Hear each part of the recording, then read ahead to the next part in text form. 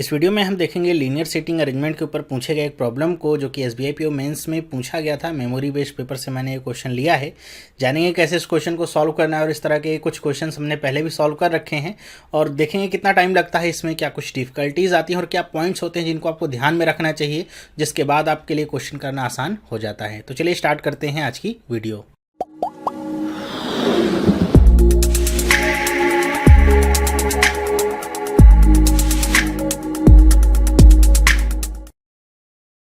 Hello, मेरा नाम है चंद्रहास। स्टडी स्मार्ट में आपका स्वागत है। दोस्तों, IBPS PO 2017 का डे 3 है, जहां पे हम डिस्कस करेंगे लीनियर सीटिंग अरेंजमेंट का एक प्रॉब्लम जो कि SBI PO मेंस में पूछा गया था। तो मेमोरी बेस्ड पेपर से मैंने लिया है। करियर पावर ने जो मेमोरी बेस्ड पेपर दिया था वहां से मैंने ये लिया है। बहुत सारे और भी इसके वर्जन्स हैं, उनको भी हम देखेंगे। तो यहाँ पे जो प्रॉब्लम है ये आपका नॉर्थ एंड साउथ फेसिंग पे बेस्ड है, और साथ ही साथ यहाँ पे एक पैरामीटर भी इससे रिलेटेड है। तो देखेंगे कैसे इसको करना है। साथ ही साथ यहाँ पे मैं आपको बता दूं कि जो इस SBI PO मेंस में पूछे गए थे कुछ छोटे छोटे पजल्स 1 या 2 नंबर में, उनको मैंने पहले ही करा दिया है। तो अगर आपने नहीं देखा है वीडियो तो जाके देख सकते हैं। काफ़ी अच्छे पजल्स वो भी थे, और 2 नंबर में थे, तो इसलिए थोड़ा सा आपके लिए टफ हो जाता है वो 2 नंबर प्राप्त करना है। हालांकि ये 5 नंबर में क्वेश्चन पूछा गया था, तो इसको हम देखेंगे कैसे करना है। काफ़ी लंबा क्वेश्चन हो सकता है, तो 2 पार्ट में मैंने इसको डिवाइड कर रखा है, और देखेंगे इसको कैसे सॉल्व करते हैं। चलिए देखते हैं। अब यहाँ पे देखिए क्वेश्चन लिखा गया है। सबसे पहले हम यहाँ पे पढ़ेंगे जो इसका फर्स्ट पैराग्राफ है। फर्स्ट पैराग्राफ में आपको जितनी भी इसेंशियल इन्फॉर्मेशंस होती हैं वो सारी दी जाती हैं, कौन कहाँ पे बैठा है और क्या क्या यहाँ पे कंडीशंस हैं वो सारी, और फिर जो नेक्स्ट आपका पैराग्राफ है वहाँ पे सारी कंडीशंस लिखी हुई हैं। तो 1 बाय 1 हम इनको चेक करते हैं। तो देखिए क्या है लिखा हुआ है, 10 persons are sitting in 12 seats in 2 parallel rows containing 5 people in each. अच्छा, क्या कह रहे हैं कि 10 लोग बैठे हैं और सीटें कितनी हैं, 12। तो इसका मतलब क्या होगा, 2 सीटें इसमें खाली रहेंगी। इतना तो आपको समझ में आता है। और ये क्या है, 2 पैरेलल रोज में है, और सारी रोज में मतलब दोनों रोज में 5-5 लोग बैठे हैं, मतलब ऊपर भी 5 नीचे भी 5 ऐसे बैठे हुए हैं। फिर क्या करें कि in such way that there is an equal distance between the adjacent person. ये सब तो कॉमन चीज़ें हैं। फिर क्या है कि इन रो 1 ABCDE आर सीटेड। अच्छा, रो 1 में कौन सीटेड है, ABCDE, and all of the facing south. और जो ABCDE हैं वो कैसे फेस कर रहे हैं, साउथ में। तो आपको पता है कि हम यहाँ पे ऐसे 2 रो बनाएंगे, तो अब जो साउथ वाले पर्सन्स होते हैं उनको हम कहाँ पे बनाते हैं, उनको हम इस तरफ बैठाते हैं। तो ये वाली जो रो है इसमें कौन बैठा है, ABCD। फिर रो 2 में कौन बैठा है, वो बैठा है PQRS। ठीक है, तो ये PQRS हैं और ये आपके नॉर्थ की तरफ फेस कर रहे होंगे। ओके, लिखा भी हुआ है दे आर फेसिंग नॉर्थ। फिर क्या करें कि 1 seat is vacant in each row. जैसा कि हमने पहले ही गेस किया था कि हर एक रो में एक एक सीट वैकेंट है, मतलब खाली है, वहाँ पे कोई नहीं बैठा है। Therefore, in the given sitting arrangement, each member seated in a row faces another member of the other row. All of them like different colors, that is red, green, pink, blue, purple, white, black, grey, violet and yellow. ये सारे colours हैं, मतलब 10 colours के नाम यहाँ पे दिए गए हैं कि सबको कोई ना कोई एक कलर पसंद है। क्या कैसे पसंद है, ऐसे लाइन से नहीं लिखा गया है, ये हमको फिगर आउट करना होगा। तो ये तो हो गया जो हमारा पैराग्राफ था, मतलब जो पहला पैराग्राफ था जिसमें एसेंशियल इन्फॉर्मेशंस थी, कौन कहाँ पे बैठा है, ये सारी चीज़ें लिखी हुई थी। तो आपको ये समझ में आ गया होगा। अब नीचे का जो यहाँ पे पैराग्राफ है इसमें सारी कंडीशंस लिखी हुई हैं। तो हम क्या करते हैं कि ऊपर वाले पैराग्राफ को छोड़ देते हैं, हमको समझ में आ गया कौन कहाँ बैठा हुआ है। हम सीधे सेकंड वाले पैराग्राफ पे चलते हैं और देखते हैं कैसे इसको करना है। तो आपको 2 रो ऐसे बना लेनी है। एक में आपको ABCD को बैठाना है, नीचे आपको PQRS वाले टीम को बैठाना है। तो चलिए देखते हैं। अब यहाँ पे देखिए आपके सामने 2 रोज़ हैं। अब ये जो रो ऊपर वाली है इसमें जो मेंबर्स हैं वो साउथ फेसिंग है। साउथ फेसिंग का मतलब ये इस तरफ फेस कर रहे होंगे, और यहाँ पे कौन है, ABCDE। ठीक है, और यहाँ पे कौन है, यहाँ पे है PQRST। ठीक है, PQRST यहाँ पे बैठे हुए हैं। और ध्यान रखिएगा, ऊपर वाली जो साउथ वाली को है उसको रो 1 कहा गया है। ठीक है, और नीचे वाले को रो 2 कहा गया है, ऐसे आपका कहा गया है। ठीक, तो अब यहाँ पे हम कंडीशंस पढ़ते हैं। क्या लिखा है, S sits third to the right of R and likes blue colour. तो कह रहे हैं कि S के बारे में बता रहे हैं, कहाँ पे बैठता है, R के राइट हैंड साइड में 3rd पोजीशन पे बैठता है। तो PQRST, तो ये आपके नॉर्थ वाली नॉर्थ फेसिंग रो में है। तो पहली कंडीशन है, इसको हम ऐसे लिख लेते हैं। पहली कंडीशन है तो S कहाँ पे होगा, R के राइट में। तो हम R को ऐसे बनाएंगे, और 3rd पोजीशन पे है तो R का राइट क्या होगा, अगर ये नॉर्थ फेसिंग है तो R का राइट आपके राइट की तरह ही होगा। तो 1 2 3, तीसरे नंबर पे कौन बैठा होगा, S। और इसको क्या पसंद है, लिखा हुआ है एंड। एंड रिफर करता है हमेशा फर्स्ट पर्सन के लिए। तो ये आ गया एंड। तो एंड क्या बता रहा है एस के लिए कि इसको क्या पसंद है, ब्लू कलर। तो हम यहाँ पे ऐसे डाल देते हैं कि इसको क्या पसंद है, ब्लू कलर। ठीक है, अब यहाँ पे हम कहाँ पे रख सकते हैं, बहुत सारी कंडीशंस हो सकती हैं। आर यहाँ पे रख सकते हैं आप, तो एस कहाँ पे रखेंगे, यहाँ पे। आर को यहाँ पे रख सकते हैं तो एस को कहाँ रखेंगे, यहाँ पे। आर को यहाँ रखेंगे तो एस को यहाँ पे। तो आप 3 तो बना नहीं सकते हैं यहाँ पे। ठीक है, हम आगे पढ़ते हैं, हो सकता है कुछ और कंडीशंस हमको मिले जिससे हम हमारे लिए थोड़ा सा टास्क आसान हो जाए। तो एक बार में जैसे हमने कहा है कि पहले जो कंडीशंस हैं उनको आप सारा लिख डालिए। जिनके बारे में आपको एकदम सर्टेन इन्फॉर्मेशंस नहीं पता है तो उनको आप केवल कंडीशन के रूप में बनाते रहिए, यही आपके लिए आसान तरीका होगा करने का। वरना आप फिगर आउट करने चलेंगे तो आपको एक एक यहाँ पे कंडीशन पे 4-4 डायग्राम बनाने पड़ेंगे और जिससे बहुत ज़्यादा हौच पौच हो जाएगा और टाइम वेस्ट होगा। ठीक है, दूसरा यहाँ पे कंडीशन क्या है देखते हैं। Only 2 people sit between Q and vacant seat. अच्छा, क्यू एंड वैकेंट सीट के बीच में 2 लोग बैठे हुए हैं, तो ये रो 2 है। तो वैकेंट सीट को अगर आप केवल वी से डिनोट करेंगे तो आप कंफ्यूज हो सकते हैं कि किसके बारे में बात हो रही है। तो आप इसको V2 और V1 के नाम से दे सकते हैं, या फिर कंफ्यूज अगर आप समझ रहे हैं कि आप कंफ्यूज नहीं हो पाएंगे तो आप V भी लिख सकते हैं, आपके ऊपर डिपेंड करता है। फिलहाल मैं जो रो 2 है इसके लिए वैकेंट सीट को V2 नाम दूंगा और रो 1 की जो वैकेंट सीट है इसके लिए हम V1 नाम देते हैं। और कह रहे हैं कि क्यू और वैकेंट सीट के बीच में 2 people हैं, तो हम कैसे बनाते हैं। मैंने आपको कहा है कि जैसे लिखा गया है एकदम आपको ऐसे नहीं करना है कि यहाँ पे क्यू बनाएंगे और 2 लोगों का गैप छोड़ेंगे और यहाँ पे आप लिख देंगे V2। नहीं, आपको नहीं पता है कि V आपका इधर है या फिर इधर है। हमको ये तो बता नहीं रहे हैं कि Q के राइट में ही V है। ठीक है, तो अपने से अज्यूम नहीं करना। इसलिए मैं क्या कहता हूँ कि जब तक जैसे ऊपर वाले में दिया गया है कि R कहाँ, S कहाँ पे है, R के राइट में, तब तो हमने ऐसे बना दिया। लेकिन यहाँ पे केवल 2 पर्सन्स का गैप बताया जा रहा है, तो हम इसमें स्लैश करके इसको V2 करेंगे और यहाँ पे स्लैश करके Q करेंगे ताकि पॉसिबिलिटी बनी रहे, कोई भी कहीं भी आ सकता है। नेक्स्ट बात करते हैं क्या है। Q does not like purple and pink colour. कह रहे हैं कि Q जो है वो क्या नहीं पसंद करता है, पर्पल और पिंक कलर को पसंद नहीं करता है। तो हम ऐसे लिख देते हैं, ये क्या है, पर्पल और ये क्या है, पिंक। अब ये अगर ऐसे लिखेंगे तो क्या डिनोट करेगा, ऐसे आपको लगेगा कि दोनों पसंद करता है क्या, या इन दोनों में से पसंद है। तो उसके लिए यहाँ पे आगे हम क्रॉस लगा दें, या फिर आपको जैसा समझ में आता हो आप इस लाइन पे भी ऐसे क्रॉस लगा सकते हैं, आपके ऊपर डिपेंड करता है। लेकिन एक ही कन्वेंशन फॉलो करिएगा। मेरी आदत क्या है कि जो पसंद नहीं करते तो उसके आगे मैं ऐसे क्रॉस लगा देता हूँ, जिससे मुझे समझ में आता है कि ये और ये आपके कोई भी पेयर नहीं बना रहे हैं। आपको अगर समझ में आता है तीर पे क्रॉस लगाना तो आप उसको भी कर सकते हैं। फिर आगे पढ़ते हैं क्या है। E is not an immediate neighbour of C। अच्छा, कह रहे हैं कि E जो है वो C का इमीडिएट नेबर नहीं है। 4th कंडीशन है, क्योंकि E की पोजीशन कहीं पे पता नहीं है, तो हम ऐसे बना लेते हैं E। अब आप अगर ऐसे बना करके C को क्रॉस करेंगे तो गलती हो सकती है, क्योंकि आपको नहीं पता C किधर आएगा, E के लेफ्ट में या राइट में। तो आप दोनों तरफ ऐसे C को बनाइए और क्रॉस कर दीजिए, मतलब E जहाँ भी होगा दोनों तरफ उसके C नहीं आ सकता है, बस। ओके, फिर आगे पढ़ते हैं क्या है। B likes yellow colour. B के लिए बता रहे हैं 5वीं कंडीशन के तौर पे इसे लिखेंगे। बी को क्या पसंद है, येलो कलर। तो बी क्या पसंद करता है, येलो कलर। ठीक है, फिर आगे बढ़ते हैं क्या है। The one who likes pink colour faces the one who likes grey colour. अच्छा, मतलब पिंक कलर और ग्रे कलर वाले पर्सन एक दूसरे को ही फेस करते हैं। तो अभी हमको ये नहीं पता है कि पिंक आपका ऊपर है या ग्रे नीचे है, कौन कहाँ पे है। तो अगर आप ऐसे बना देंगे तो आपके लिए थोड़ा सा डिफ़िकल्टी हो जाएगी।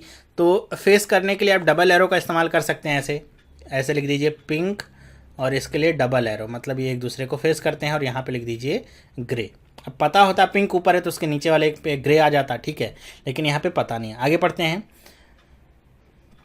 क्या लिखा हुआ है। The one who likes pink colour sits opposite to the one who sits right of the one who sits opposite to the S. अच्छा, बहुत ही कॉम्प्लिकेटेड सा ये आपका कह सकते हैं स्टेटमेंट है, या फिर ये बहुत कॉम्प्लिकेटेड सी आपकी कंडीशन है और इसको आपको थोड़ा सा ब्रेक कर करके पढ़ना होगा। एक बार में पढ़ेंगे तो थोड़ा सा कंफ्यूज हो सकते हैं। 7वीं कंडीशन है ये। ओके, चलिए देखते हैं अब क्या लिखा हुआ है। अगर आप इसको एक बार फिर से पढ़ें, लिखिए किसके बारे में बात हो रही है। The one who likes pink colour, ये पिंक कलर के बारे में बात हो रही है कि जिसको पिंक कलर पसंद है वो कहाँ पे बैठा हुआ है, sits opposite to the one. किसके अपोजिट में, who sits right of the one who sits opposite of the S. मतलब अगर आप कहीं से भी लेना चाहें, इसको बनाना चाहें, तो आप कहाँ से बना सकते हैं, एस की कंडीशन से बना सकते हैं। मतलब सबसे पहले हम किसको बैठा देते हैं, एस, क्योंकि पता है एस कहाँ पे बैठेगा। तो मैं यहाँ पे एस को बैठा देता हूँ ऐसे, ठीक है। अब उल्टा पढ़िए इसको, एस यहाँ पे लिखा हुआ है तो एस करें कि एस के अपोजिट में है, कोई एस के अपोजिट में होगा, चलिए बना देते हैं कोई अपोजिट में है। तो ये अपोजिट में है कौन, द वन। अब ये जो द वन है मतलब इस पर्सन के बारे में बात कर रहे हैं, तो हम बात किसकी कर रहे हैं, ये इस वाले पर्सन के बारे में बात कर रहे हैं जो पिंक के अपोजिट में बैठा हुआ है। और ये कहाँ पे है, इस वाले पर्सन के राइट हैंड साइड में थर्ड पोजीशन पे। तो अगर ये यहाँ पे है तो इसके राइट हैंड साइड में थर्ड पोजीशन किधर जाएगी, ध्यान रखिएगा। अब ये साउथ फेसिंग है, एस के सामने साउथ फेसिंग, तो राइट किधर होगा, इधर। तो 1 2 और तीसरे नंबर पे ये पर्सन होगा जिसके अपोजिट में कौन है, पिंक कलर वाला। तो पिंक कलर वाला किधर आ जाएगा, यहाँ पे। तो यहाँ पे आ गया पिंक कलर का पर्सन, ठीक है। मतलब जो पिंक कलर को लाइक करता है, पिंक कलर का नहीं, पिंक कलर को जो पसंद करता है। तो अगर आप देखें as a matter of fact तो यहाँ पर भी एस और पिंक के बीच में 2 पर्सन का गैप है। ओके, अब अगर आप यहाँ पे देखें, इस 7 वाली कंडीशन को देखें और पहली वाली कंडीशन को देखें, तो आपको क्या समझ में आता है कि यहाँ पे देखिए आर और एस के बीच में कितने पर्सन का गैप है, 2 पर्सन का। यहाँ पे पिंक और एस के बीच में कितने पर्सन का गैप है, 2 पर्सन का। पोजीशंस इसकी फिक्स हैं, मतलब ऐसा नहीं कि इसमें कोई भी यहाँ पे एम्बिग्यूटी है कि पिंक इधर भी हो सकता है, नहीं। तो इसका मतलब क्या है कि आर को क्या कलर पसंद है, पिंक। तो ऐसे आप लिख सकते हैं आर को क्या कलर पसंद है, पिंक। ओके, तो ये जो 7वीं वाली कंडीशन है आपकी यहीं से खत्म हो जाती है। अब इसको लिखने का कोई भी मतलब नहीं बनता है। ओके, आगे पढ़ते हैं हम यहाँ पे। फिर नेक्स्ट कंडीशन आपकी क्या होगी, लिखा हुआ है C is not an immediate neighbour of D. C कह रहे हैं कि वो डी का भी इमीडिएट नेबर नहीं है।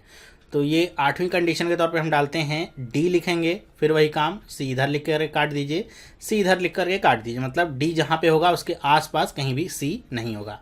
फिर क्या है, T who likes neither purple nor white colour does not face vacant seat. अच्छा, टी के बारे में बात करें, 2 कंडीशन है। पहली बात तो क्या है कि टी को पसंद नहीं है क्या क्या, पर्पल और वाइट कलर पसंद नहीं है। तो आप ऐसे लिख सकते हैं कि टी को पर्पल कलर नहीं पसंद है और क्या नहीं पसंद है, वाइट कलर नहीं पसंद है। और इसी की एक सब कंडीशन क्या है, कह रहे हैं कि डी अपने सामने कोई भी वैकेंट सीट को फेस नहीं करता है। तो टी किसको फेस नहीं करेगा, फेस करने के लिए हम ऐसे डबल एरो बना देते हैं और आप चाहें तो ऐसे इसके सामने कट कर दीजिए। टी किसको फेस नहीं करेगा, वैकेंट सीट को, मतलब V1 को। अब टी यहाँ पे होगा और रो 1 की जो वैकेंट सीट होगी उसको V1 कहेंगे, तो ये इसको फेस नहीं करेगा।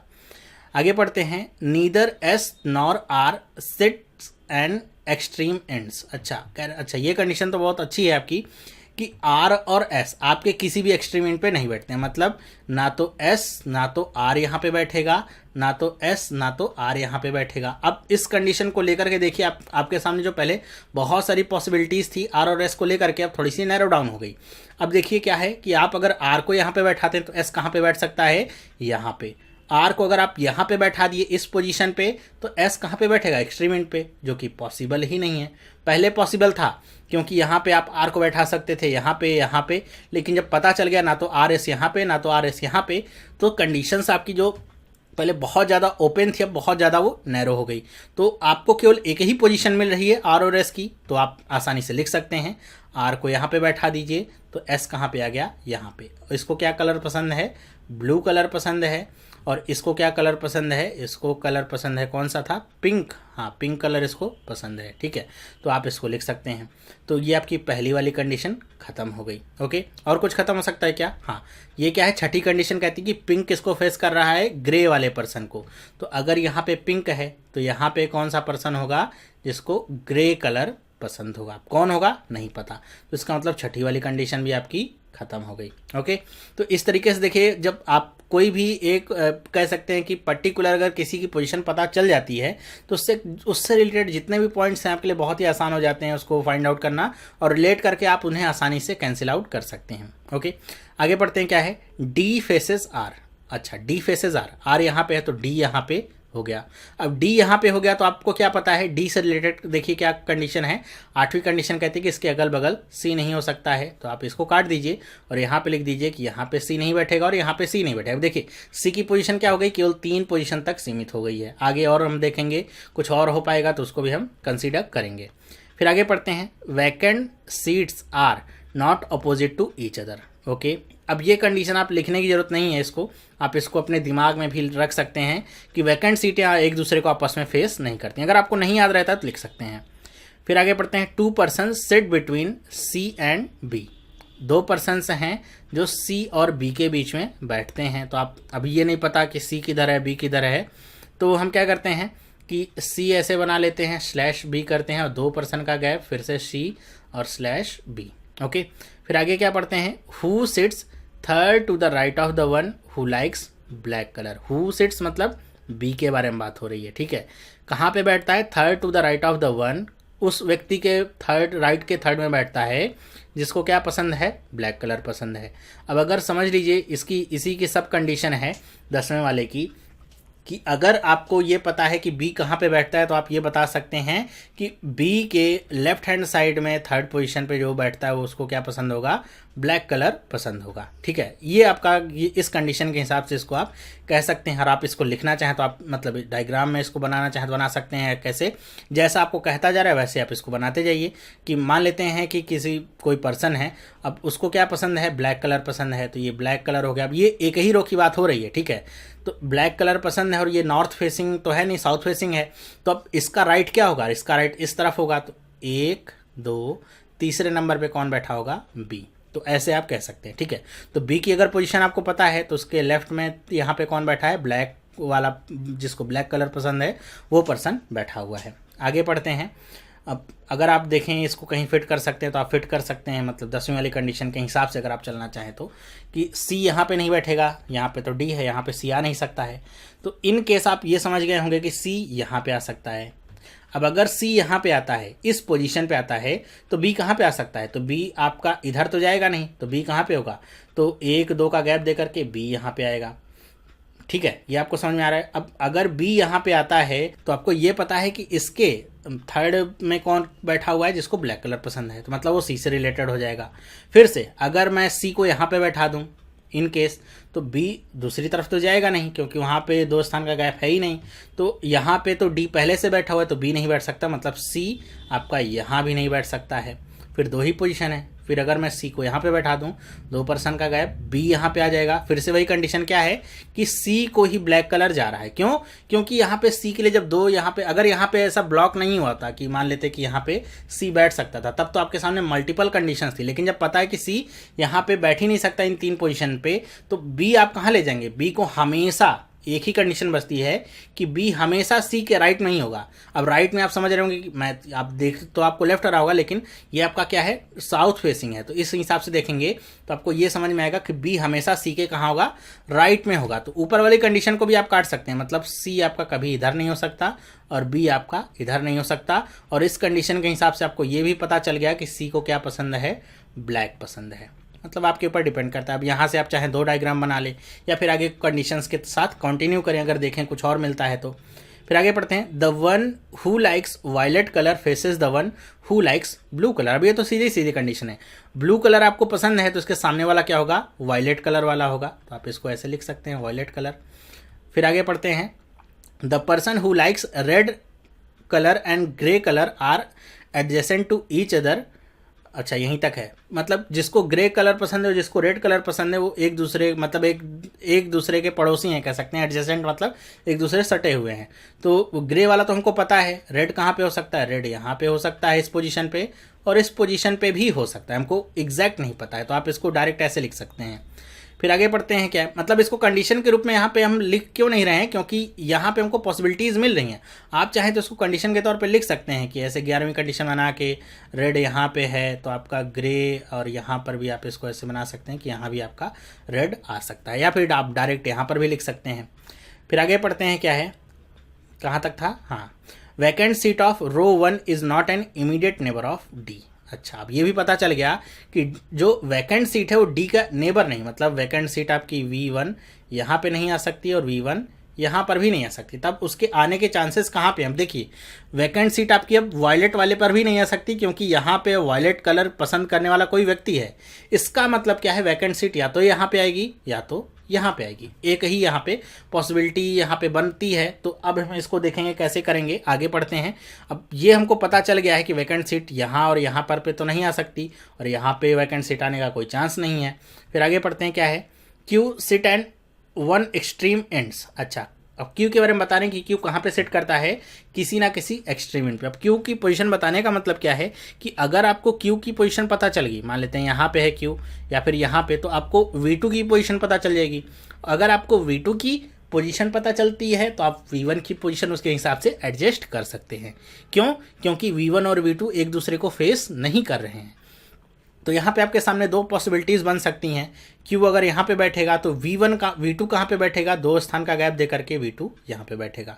लेकिन अगर Q आपका यहाँ पे बैठेगा तो V2 आपका कहाँ पे बैठेगा? तो 1 और 2 स्थान का गैप दे करके V2 आपका यहाँ पे बैठेगा। तो ये दोनों एक दूसरे की पॉसिबिलिटीज़ आपके सामने आ रही हैं। खैर, इसको हम लेकर के चलते हैं। यहाँ पे हमको ये तो नहीं समझ में आ रहा है, लेकिन ये समझ में आता है कि Q यहाँ पे बैठ सकता है और Q आपका यहाँ पे बैठ सकता है। दोनों ही पॉसिबिलिटीज़ हमारे सामने ओपन है। ओके, फिर आगे पढ़ते हैं। क्या है? R does not like red and grey colour. चलिए, R को रेड और ग्रे कलर नहीं पसंद है, वो तो हमको पहले ही पता है R को क्या पसंद है, तो इसको लिखने का कोई मैटर नहीं है। Vacant seat of row 1 does not faces S also does not sit at any extreme ends. अच्छा, बहुत ही अच्छा पॉइंट मिल गया आपको। एक तो ये बता रहे हैं कि जो वैकेंट सीट है वो इसके सामने नहीं है, वो तो हमको पहले से ही पता है क्योंकि वहाँ पे कोई ना कोई आएगा, क्योंकि वहाँ पे एक कलर आ गया है। तो और क्या बता रहे हैं कि किसी एक्सट्रीम एंड पे भी नहीं है, मतलब V2 के यहाँ V1 के यहाँ पे होने के चांसेस थे, लेकिन यहाँ पे अब नहीं है क्योंकि एक्सट्रीम एंड पे नहीं बैठता है। तो कहाँ पे आ सकता है? केवल एक पॉसिबिलिटी है कि V1 यहाँ पे होगा। V1 के यहाँ पे होने से आपको ये पता चल जाएगा कि V2 यहाँ पे नहीं हो सकता। हमने अभी क्या देखा था? V1 और V2 के लिए केवल 2 पॉसिबिलिटीज थी, एक तो यहाँ पे, एक तो यहाँ पे। यहाँ पे तो अब हो नहीं सकता क्योंकि आमने सामने वैकेंट सीटें हो नहीं सकती। तो V2 कहाँ पे होगा? यहाँ पे। और V2 यहाँ पे होगा, इसका मतलब Q कहाँ पे होगा? Q होगा यहाँ पे। 2 पर्सन्स का गैप। अब देखिए कैसे सारी कंडीशंस क्लोज हो रही हैं। ये कंडीशन आपकी क्या हो गई? क्लोज हो गई। ओके, अब आपको ये पता चल गया, जब V1 की पोजीशन पता चल गई तो आपको ये पता चल गया कि इसके सामने आपका T नहीं होगा। ओके, और आपके क्या क्या मिसिंग है? आपका T नहीं होगा तो क्या हो सकता है? तो T नहीं होगा तो यहाँ पे देखिए PQRST था, T तो आ नहीं सकता, तो यहाँ पे क्या आएगा? P आएगा, और T कहाँ पे चला जाएगा? यहाँ पे। तो आपकी ये वाली कंडीशन ये ख़त्म हो गई। और कुछ ख़त्म होती है आपके सामने, ऊपर वाली पोजीशंस आपके सामने अभी भी सारी ओपन है। अब आपसे ये समझ में आ जाता है कि C के लिए आपके पास 2 पॉसिबिलिटीज़ थी, एक तो C यहाँ पे आ रहा था और एक C यहाँ पे आ रहा था। जब यहाँ पे V1 आ गया तो इसका मतलब C कहाँ पे होगा? यहाँ पे। तो 2 स्थान का गैप छोड़ करके B कहाँ पे होगा? यहाँ पे। और B को क्या पसंद है? Yellow colour. और C को क्या पसंद है? Black colour. तो ये सारी चीज़ें आप लिख लीजिए। ऊपर देखिए क्या बचा हुआ है, कुछ बचा हुआ है। मेरे ख्याल से A की पोजीशन आपको यहाँ पे A और E बचा हुआ है। अब देखिए E कहाँ पे हो सकता है? या तो यहाँ पे हो सकता है या फिर यहाँ पे हो सकता है, लेकिन आपको पता है चौथी कंडीशन से कि C का पड़ोसी नहीं हो सकता E। तो आपको पता है यहाँ पे कौन आएगा? A आएगा। और E कहाँ पे चला जाएगा? E यहाँ पे चला जाएगा। तो B, 5वीं वाली कंडीशन भी आपकी ख़त्म। और रेड और ग्रे वाली कंडीशन, हाँ अभी देखिए रेड वाली कंडीशन क्या कहती है यहाँ पे कि ग्रे के बगल में रेड होगा, तो मतलब ई को क्या पसंद होगा? रेड पसंद होगा। क्यों? क्योंकि यहाँ पे इसके बगल में येलो वाला तो पहले ही आ गया, तो ये भी आपकी ख़त्म हो जाती है। बी और ब्लैक वाली ये 10वीं वाली कंडीशन भी आपकी ख़त्म हो जाती है। अब कुछ बचता है क्या? केवल शायद मेरे ख्याल से आपके सामने अब केवल कलर को मिलाना बच रहा है, बाकी सारी चीज़ें। ऊपर तो देखिए ई के सामने रेड और डी का ग्रे, बी का येलो, V1 ए का वॉयलेट, सी का ब्लैक, ऊपर सब मिल रहा है। नीचे थोड़ा सा यहाँ पे आपके सामने डिफ़िकल्टीज़ हो सकती हैं। आर पी है और यहाँ पे एस ब्लू है, आर पिंक और एस ब्लू। बाकी क्या है? क्यू की तीसरी कंडीशन क्या कहती है कि क्यू को क्या नहीं पसंद है? पर्पल और पिंक नहीं पसंद है। पिंक तो इसके पास है ही नहीं, पर्पल पसंद नहीं है। अब कलर्स आपके सामने कितने बचे हुए हैं आप एक बार देख लीजिए। तो पीछे यहाँ पे चलते हैं, यहाँ पे कौन कौन से कलर थे। रेड आपका हो गया, ग्रीन नहीं हुआ। पिंक आपका फिल हो गया है, ब्लू हो गया है। पर्पल अभी नहीं फिल आउट हुआ है, ब्लैक हो गया है। और क्या हो गया? ग्रे हो गया है, वायलेट हो गया है, येलो हो गया। तो कितने कलर बचे हुए हैं? ग्रीन, पर्पल और वाइट, ये 3 कलर आपके बचे हुए हैं। अब जो क्यू वाला पर्सन है उसको क्या नहीं पसंद है? उसको पर्पल और पिंक नहीं पसंद है। तो इसका मतलब क्या है? उसके सामने 2 पॉसिबिलिटीज़ हैं, या तो ग्रीन पसंद करेगा या तो वाइट पसंद करेगा। फिर आगे हम यहाँ पे देख लेते हैं और किसको क्या नहीं पसंद है। टी को पर्पल और वाइट नहीं पसंद है। इसका मतलब क्या? हमारे सामने 3 कलर हैं, देखिए ग्रीन है, पर्पल है और वाइट है, 3 कलर हैं हमारे सामने। अब टी को ना तो पर्पल पसंद है ना तो वाइट पसंद है, इसका मतलब टी को क्या पसंद होगा? ग्रीन पसंद होगा। तो आप आसानी से इसको यहाँ पे ग्रीन लिख सकते हैं। फिर अब आ जाइए क्यू पे। क्यू को पर्पल और पिंक, अब ग्रीन भी चला गया आपका, अब केवल 2 ही कंडीशन बची। अब क्यू को पर्पल और पिंक नहीं पसंद है, पर्पल पसंद नहीं है, तो क्यू को क्या पसंद होगा? वाइट पसंद होगा। तो आप यहाँ पे वाइट लिख दीजिए। अब एक ही बचा कलर, जो किसका होगा? पी का। पी को क्या पसंद है? पर्पल कलर पसंद है। तो ये आपके सामने पूरा का पूरा अरेंजमेंट हो गया। कैसे किया ये आपको समझना था कि जैसे जैसे आपके सामने कोई पॉइंट जब तक पूरे फिक्स नहीं हो जाते उनको कंडीशन के तौर पे लिखिए। दूसरी बात क्या है, जैसे ही कोई पॉइंट या किसी भी पर्सन की जगह आपके सामने फिक्स हो जाती है, आपको पता चल गया कि इसका स्थान यही है, फिर उससे जो रिलेटेड और कंडीशंस हैं, जैसे मुझे आर पता चल जाता है तो मैं देखूंगा और कहाँ कहाँ कंडीशन में रखा हुआ है, उससे और क्या क्या चीज़ें रिलेटेड हैं, तो आप उसको भी आसानी से फिल आउट कर सकते हैं। थोड़ा सा पेशेंस अगर रखेंगे तो जितनी भी पजल्स होती हैं उनको आप आसानी से सॉल्व कर सकते हैं। मे बी आपको टाइम लगे और टाइम आपका रिड्यूस हो सकता है प्रैक्टिस के द्वारा। प्रैक्टिस अगर करेंगे और अगर पजल को ये कह के आप सॉल्व करना शुरू करेंगे कि बहुत टफ है, बहुत हार्ड है, बहुत लंबा है, देख करके डरेंगे तो थोड़ा और टाइम लग सकता है और गलतियां होने के चांसेस ज़्यादा। तो ये तो था पूरा अरेंजमेंट। अब इसके ऊपर कुछ क्वेश्चंस हैं जो आपसे पूछे गए थे, उनको हम देखते हैं कैसे सॉल्व करते हैं।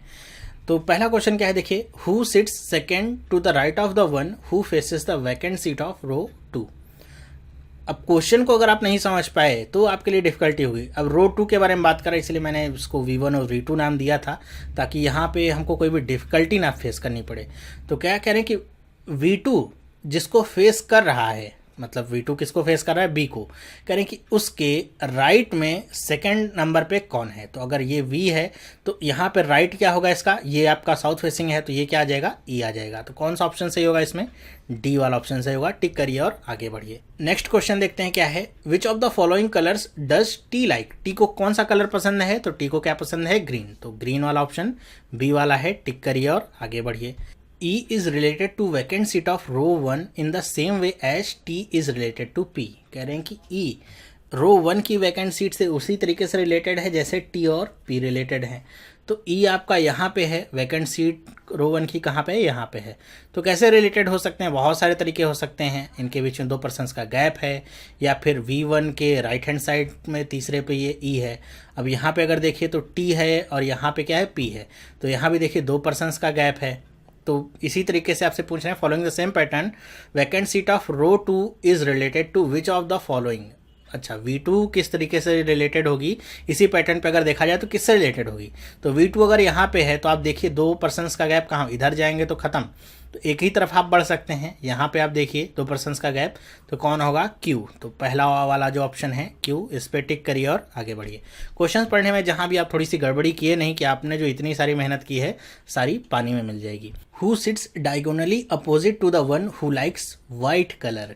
मतलब जो व्हाइट कलर जिसको पसंद है उसके डायगोनल में जो पर्सन बैठता है वो आपको बताना है। तो व्हाइट कलर किसको पसंद है, Q को। अब डायगोनली अपोजिट आपको बताना है, स्ट्रेट अपोजिट नहीं बताना है, वो तो आपका C होगा।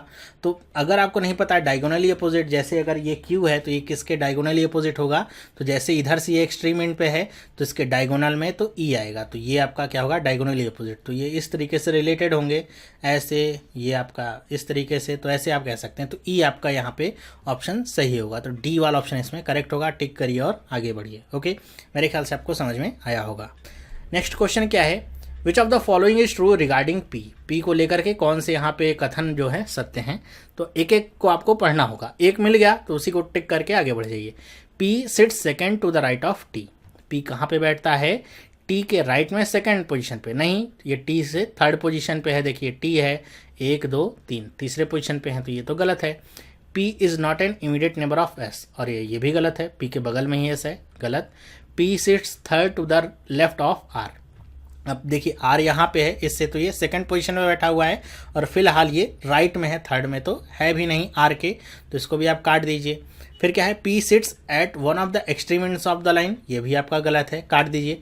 चारों ऑप्शन आपको चेक करने पड़े यहाँ पे। फिर क्या क्या है, P faces vacant seat of row 1, कि P किसको फेस करता है, वैकेंट सीट ऑफ रो 1 की। तो हाँ, ये वाला आपका क्या है, सही है। तो E वाला ऑप्शन आपके लिए एकदम करेक्ट होगा। तो देखा आपने कैसे इन क्वेश्चन को करना था। अरेंजमेंट तो आपने बना लिया, कर लिया, लेकिन क्वेश्चन करने में अगर थोड़ी सी आपने कोताही की, मतलब एकदम ढीलापन दिखाया, तो जितनी मेहनत की है आपकी पानी में मिल सकती है। और ज़्यादातर जो आपसे कन्फ्यूजन पैदा होगी वो नन ऑफ दीज वाले जो ऑप्शन सही होते हैं उनमें ही पैदा होती है। तो उनसे आप थोड़ा सा बच के रहिए ताकि आपको कन्फ्यूज़न कोई भी ना हो। तो आपको ये क्वेश्चन कैसा लगा, टाइप कैसा लगा जो आपसे पूछा गया था, मैंने अपनी तरफ से अच्छे तरीके से समझाने की कोशिश की है। और थोड़ा सा अपने ऊपर कॉन्फिडेंस लाइए तो आप भी पजल्स को सॉल्व कर सकते हैं। थोड़ा सा टाइम लगेगा शुरुआत में, लेकिन धीरे धीरे आदत हो जाएगी। तो अगर आपको वीडियो पसंद आया तो आप मुझे कमेंट करके बताना ना भूलें, ताकि मुझे पता चले कि आपको कैसा लगा ये वीडियो। और लाइक करके बताइएगा मुझे वीडियो को कैसा लगा। पसंद आया तो लाइक करना बिल्कुल भी ना भूलें। अपने दोस्तों के साथ भी इस वीडियो को शेयर करें। अगर आपने अभी तक हमारा टेलीग्राम ग्रुप ज्वाइन नहीं किया है तो आप टेलीग्राम ग्रुप ज्वाइन कर सकते हैं, जिससे आप जितनी भी वीडियोज़ आती हैं सबसे अपडेटेड रह सकते हैं। और जब भी जो वीडियो देखना चाहें वहाँ पे आपको पूरी लिस्ट मिल जाएगी और आप सारी वीडियोस लगातार देख सकते हैं। तो इस वीडियो में बस इतना ही। अगर आप इस चैनल पर नए हैं, पहली बार इस वीडियो को देख रहे हैं, तो आप इस चैनल को सब्सक्राइब कर सकते हैं, जिससे इस तरह की वीडियोस आपको मिलती रहेंगी और आपकी जो प्रिपरेशन है IBPS PO की वो बहुत अच्छे से होती रहेगी। तो हम मिलेंगे नेक्स्ट वीडियो में, तब तक के लिए have a nice day and bye.